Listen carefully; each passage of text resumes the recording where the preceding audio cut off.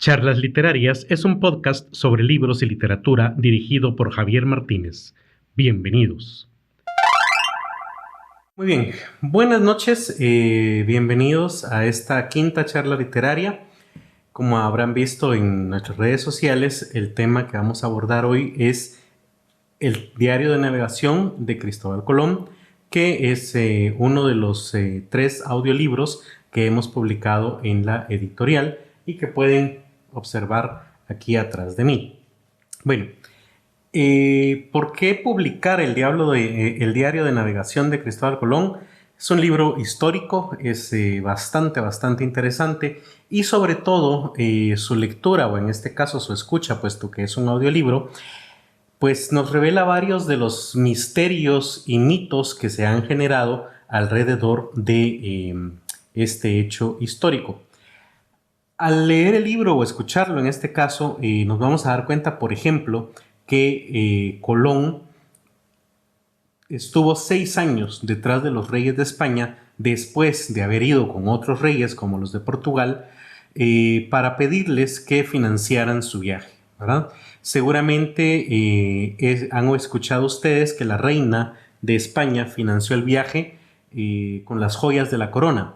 Esto no aparece en el libro, pero sí es un hecho histórico conocido que tal vez para comprender un poco mejor el contexto en cómo se realizó este viaje, es que los reyes muchas veces hoy, siglo XXI, pensamos que tenían dinero, pero esto realmente es un mito. La mayoría de reyes europeos realmente no tenían dinero. Lo que tenían era la potestad, el derecho absoluto sobre las personas y las tierras. Ellos eran los dueños de las tierras, pero para mantener esa posición debían ceder las tierras a los señores feudales, quienes por supuesto les pagaban tributo a los reyes, pero muchas veces esos tributos eran pagados en especie. En otras palabras, muchas veces los reyes tenían vacas, pollos, ovejas, pero no tenían dinero en efectivo. Ese era el caso de los reyes de España cuando llega Colón a solicitarles dinero para hacer su viaje. Por lo tanto, lo que la reina hace literalmente es arrancar las joyas de su corona, o sea, literalmente tomó un alicate y se puso a separarlas de la corona, las metió en una bolsa y las lleva con un prestamista, lo que aquí en Guatemala conocemos como Chepe te presta, o cualquier otra tienda de estas, ¿verdad? Y solicitar un préstamo dejando empeñadas estas joyas, ¿verdad? Actualmente no se podría hacer algo así, por supuesto, porque las joyas son propiedad del país, de la nación, pero en esa época pues sí eran propiedad privada de la reina. Entonces es así como la reina logra obtener el dinero para 3 naves. 3 naves que por cierto no eran las que Cristóbal Colón quería, porque eran muy pequeñas, no eran aptas para el viaje que tenía que hacer, pero pues era lo que había y tuvo que resignarse con lo poco que la reina además obtuvo por sus joyas. Hablando de las naves, todos sabemos que Colón zarpó del puerto de Palos, pero pocas veces sabemos, y esto sí está en el libro, que Colón estaba total y absolutamente insatisfecho con el servicio que había obtenido en dicho puerto. Él llevó ahí las naves y pidió que las calafetaran. Esto significa, es un procedimiento náutico en el cual, ya que las naves estaban hechas de madera, los tablones entre sí pues obviamente tienen hendiduras.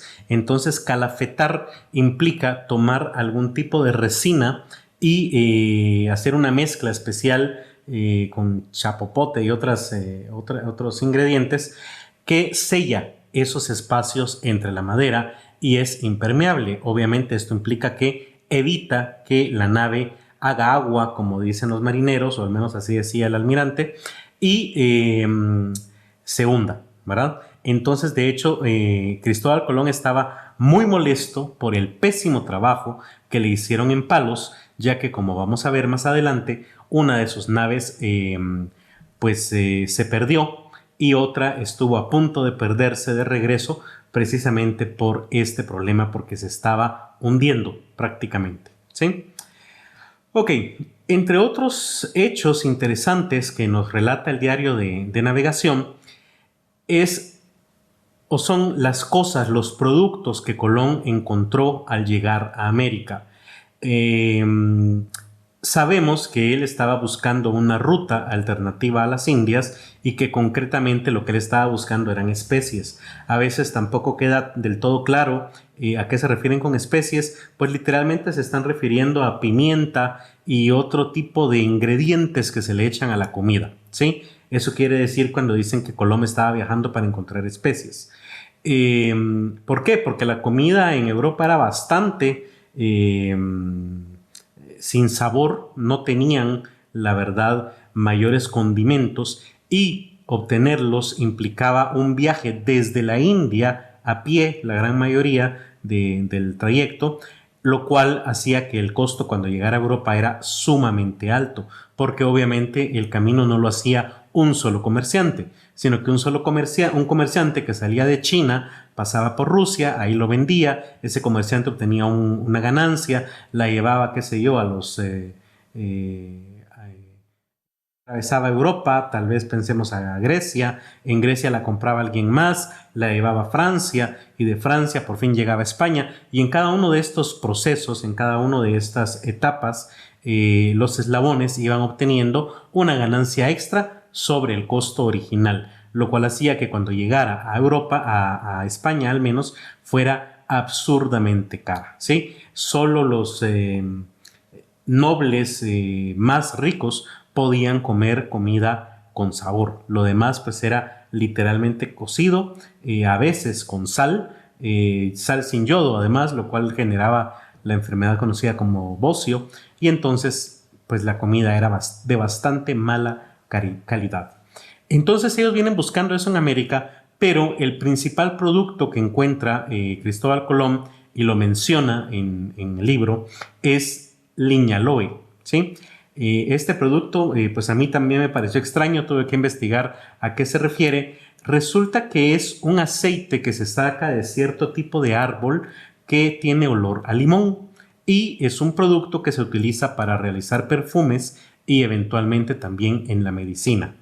De hecho, la verdad es que todo el libro del diario de navegación, constantemente el almirante menciona que hay mucho liñaloe y que ese es el principal producto y se llevan un montón de plantas para mostrárselas a los reyes. Y entonces, pues es interesante que es lo principal que él encuentra aquí. Otra cosa que obviamente encuentra es algodón y también en ciertas islas del Caribe, pino para hacer barcos, ¿verdad? Esto lo resalta el almirante porque obviamente para él es sumamente importante saber que hay material para hacer barcos en América en caso que necesitara realizar uno, porque por cierto pues llevaba carpinteros especializados en fabricación de barcos en su tripulación por si necesitaba eventualmente y se quedaba sin alguno de sus barcos, que por cierto sucedió. En determinado momento, después del 12 de octubre, de que tienen contacto por primera vez con indígenas, aquí vale la pena, bueno, no, eso lo voy a abordar más adelante. El punto es que después del primer contacto empieza el almirante a visitar diferentes islas del Caribe y en determinados momentos él se adelanta un poco y la Pinta, que era la nave más velera, como decía el almirante, que quiere decir que era la que mejor capturaba los vientos y viajaba más rápido, se adelanta y eventualmente se le pierde.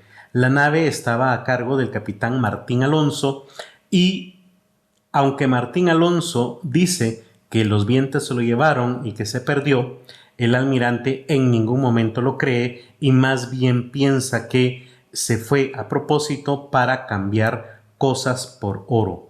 Aquí vale la pena resaltar pues que sí es cierto que los españoles traían collares de vidrio que tenían cuentas de colores y cambiaban por oro, aunque hay que decir también que era un oro de bastante mala calidad. Se queja el almirante varias veces de eso y muchas veces se lo llevaban en forma de polvo también. Por supuesto que en este primer viaje él hace todos los intentos posibles para que lo lleven al lugar de donde los indígenas sacan oro y nunca logra dar con este lugar. Lo importante es entonces que la Pinta se le pierde y ya solo se queda con 2 naves. Con esas 2 naves continúa su viaje, pero en determinada noche, cerca de Navidad, ya en diciembre de 1492, él se va a dormir y deja la nave encargado a un marinero con mucha experiencia. Pero este marinero, al ver que el mar está tranquilo, está suave, también se va a dormir y en resumen dejan la nave Santa María a cargo de un aprendiz. Este aprendiz también se duerme al mando y resulta que cuando todos despiertan la nave encalló, ¿verdad? Intentan rescatar la nave, mandan a llamar a algunos indígenas que para ese entonces ya eran aliados e intentan mover la nave, pero no hay manera. Entonces al final decide el almirante que la nave se quede ahí y que algunos de los tripulantes que llevaba se queden y utilicen esa madera para levantar un fuerte. Es el famoso Fuerte Navidad que el almirante esperaba encontrar durante su segundo viaje y que cuando llega se da cuenta de que ha sido destruido y todos los españoles que se quedaron han sido asesinados por los indígenas que él consideraba pacíficos y que ya eran prácticamente amigos de la corona española, porque estos españoles pues se han comido prácticamente toda la comida de la isla que habían preparado para un año y ellos la han consumido en cuestión de 1 o 2 meses. Esto por supuesto no aparece en el diario de navegación puesto que ya es del segundo viaje.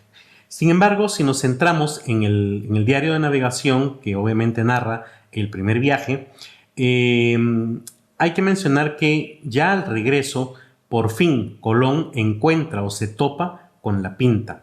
De hecho, la verdad es que miran la Pinta a lo lejos y se le acercan sin que se den cuenta y entonces ya se unen, pero el capitán de la Pinta, Martín Alonso, le dice al almirante Colón que lo estaba buscando porque como se había perdido, pero Colón nunca le cree y de hecho apunta en su diario que está sumamente molesto con Martín Alonso y que está dispuesto a llevarle o empezar un juicio contra de él cuando lleguen a Europa.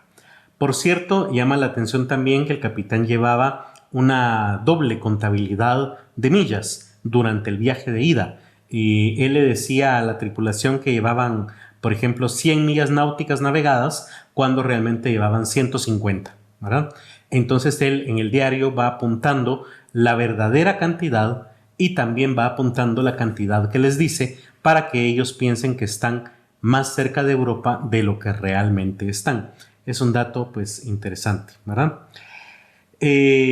Durante el regreso, que ya solo tienen la Pinta y la niña, los toma una tormenta que prácticamente deshace los barcos. Es ahí donde están a punto de naufragar y donde el almirante se queja por el mal trabajo que le hicieron a los barcos en el puerto de Palos y de hecho tienen que llegar a las Azores, las Islas Azores, para pedir permiso de pasar ahí la tarde, pero se dan cuenta que el alcalde del lugar los quiere tomar presos. Entonces logran escapar del alcalde y se van y todavía logran discutir a gritos desde los barcos hacia el puerto y les preguntan por qué los han tratado de capturar y el alcalde de los Azores les explica que el rey de Portugal ha puesto un precio por la cabeza de Cristóbal Colón y ha dado la orden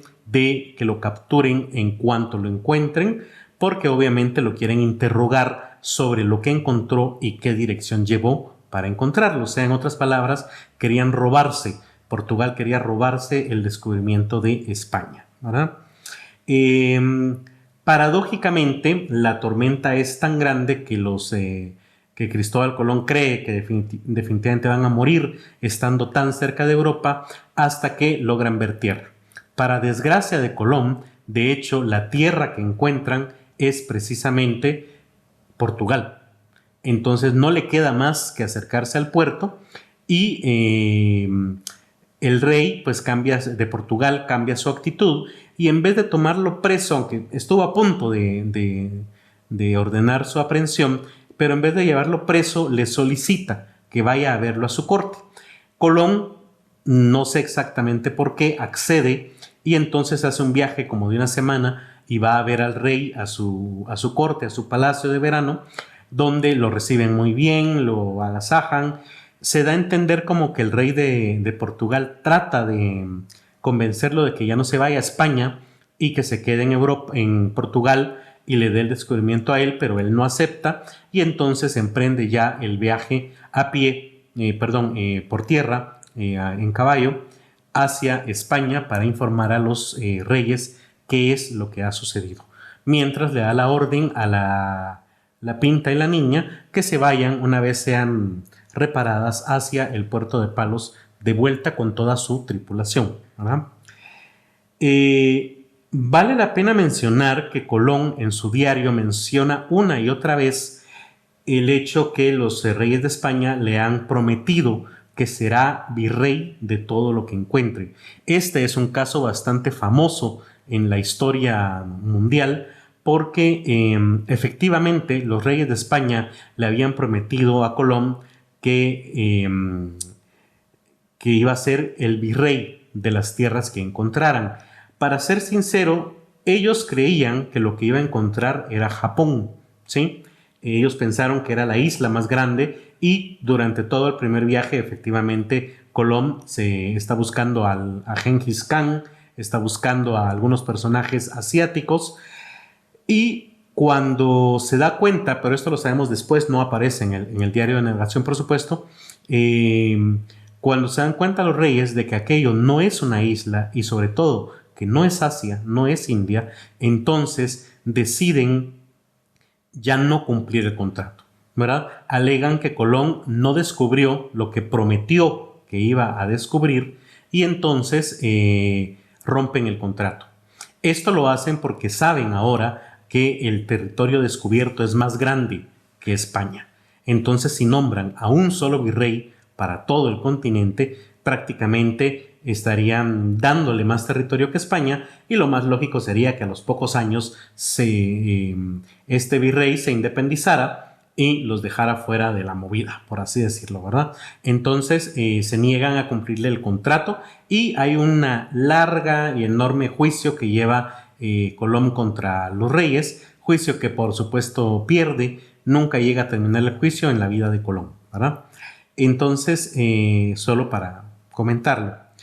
Algunos hechos interesantes acerca del diario de navegación que se podrán dar cuenta cuando lo escuchen, tomando en cuenta que en la editorial hemos publicado un audiolibro con este documento, es que el libro que hoy tenemos no es la copia original, sino que lo que tenemos es una copia del original. No se sabe de quién es, quién hizo esa copia. Se sospecha que la copia la hizo Fray Bartolomé de las Casas, pero no es más que una sospecha, ¿verdad? Esto lo sabemos porque en algunos pasajes dice, si la letra no miente, o algo así como, por cierto, hay unas cantidades cuando está hablando acerca de las millas que está escondiéndole la tripulación, menciona esto de si la letra no miente o si leo correctamente el número y por ejemplo, a veces confunde el 2 con el 4 o el 1 con el 7. Entonces sí hay comentarios ahí del copista que nos dejan claro que esa no es el diario original de navegación, sino la copia de alguien más, ¿verdad? Otro hecho interesante es que Colón sí secuestró indígenas para que le sirvieran como traductores, los pensaba llevar y los llevó a Europa como muestra de la gente que había en estas tierras y sobre todo él en algún pasaje menciona que él se ha dado cuenta que los españoles se comportan mejor cuando hay una persona de sexo femenino entre ellos y entonces que él va a asumir que los indígenas son iguales y que entonces para ello va a secuestrar mujeres. No, claro, no dice que él va a secuestrar, dice que se va a llevar a algunas mujeres con él para que estos indígenas se comporten mejor o sean más pacíficos y que esto se lo han pedido también sus marineros. En palabras veladas debemos leer entre líneas que están secuestrando mujeres, obviamente para satisfacer los deseos sexuales de su tripulación, y de hecho en más de una ocasión comenta que estas mujeres que han sido elegidas tienen muy bonitos cuerpos, ¿verdad? Entonces vemos desde ahí bastante violencia a la mujer. Algún otro hecho interesante es, por ejemplo, que le llama mucho la atención a Colón y a todos los españoles que cuando llegan a un pueblo indígena ven perros amarrados, pero que ninguno ladra. No se sabe, uno, si realmente eran perros y los están confundiendo con otro animal, o dos, si los indígenas, no sé, le hacían algo a los perros para que no ladraran, como cortarle las cuerdas vocales, los noro, o si eran perros que la raza no les permitía ladrar, pero sí es un hecho que llama mucho, mucho la atención de Colón, que ningún perro ladrara cuando llegan los españoles. Otro hecho interesante es que el libro es difícil de leer y comprender, obviamente porque está escrito en el español de 1492, época en la que apenas se publica la primera gramática del español. Esto implica que no hay ortografía, así que la gente escribía como se le ocurría. Por ejemplo, la palabra vaso la podía escribir con V, con B, con S, con Z, con doble S, con C, con cerilla, de cualquier manera, porque no existía una forma específica de escribir el idioma. Y la mayoría de versiones así aparecen publicadas. Por eso opino yo que un audiolibro es tal vez la mejor forma de comprender este documento, porque nos evitamos entonces el problema ortográfico y vamos directamente a la pronunciación, que a fin de cuentas es lo que está haciendo el autor, escribir como pronuncia. Y hablando del lenguaje, cabe la pena mencionar que en este libro, en el Diario de Navegación, es donde por primera vez se usan ciertas palabras en español que luego van a formar parte oficial de su vocabulario, como canoa, para referirse a estos barcos pequeños. También es la primera vez que aparece la palabra caníbal, porque era un grupo al cual hacían referencia a algunos de los indígenas y dan a entender claramente que se comen a las personas, ¿verdad? Les cuesta un poquito a los españoles comprenderlo, pero eventualmente entienden que se refieren a un grupo que se consume carne humana. Así que esta es la primera vez que aparece la palabra caníbal en español y se refería a un grupo étnico de las Antillas, ¿verdad? Como antropólogo, por cierto, debo mencionar que más del 90% de las veces que un grupo afirma que otra etnia es caníbal, usualmente es mentira, ¿verdad? Se le considera caníbal para dar a entender que se le considera un grupo salvaje, ¿verdad? Poco civilizado, pero es rara la vez que realmente se encuentra un grupo caníbal, y además usualmente el canibalismo se limita a momentos rituales muy específicos, ¿verdad? Bien, otra palabra que aparece por primera vez aquí es cacique, ¿verdad? Que era el nombre con el cual se le denominaba al líder de ciertos grupos antillanos. Y vale la pena, hablando del lenguaje, comentar que así como Cristóbal Colón llevaba carpinteros dentro del grupo de personas, también llevaba dos expertos en lenguaje. Su nombre era Luis de Torres uno y Rodrigo de Jerez el otro. Entre los dos hablaban español, hebreo, caldeo y árabe. No sé exactamente a qué se refería con caldeo, pero eran los idiomas que hablaban entre los tres. Por supuesto, sabemos también que Colón hablaba italiano y portugués, y entonces, según él, con toda esta variedad de idiomas, algo tenían que entender. Sin embargo, obviamente no entendieron nada de lo que los indígenas les estaban diciendo, y al final lo que logran establecer es una comunicación por medio de señas y gestos. Llama la atención que uno de estos lingüistas, por así decirlo, él le llamaba lenguas, a un traductor en esa época se le llamaba lengua, igual que después le llamó Hernán Cortés a la Malinche, la lengua. Uno de estos lenguas, Luis Torres, que era judío, fue el primer fumador en Europa. Como dato interesante, él recoge tabaco aquí en América, se lo lleva a Europa y hace una fiesta, y esto está documentado, donde le enseña a sus amigos a fumar. Se lleva una pipa de barro y les empieza a mostrar cómo es que se fuma.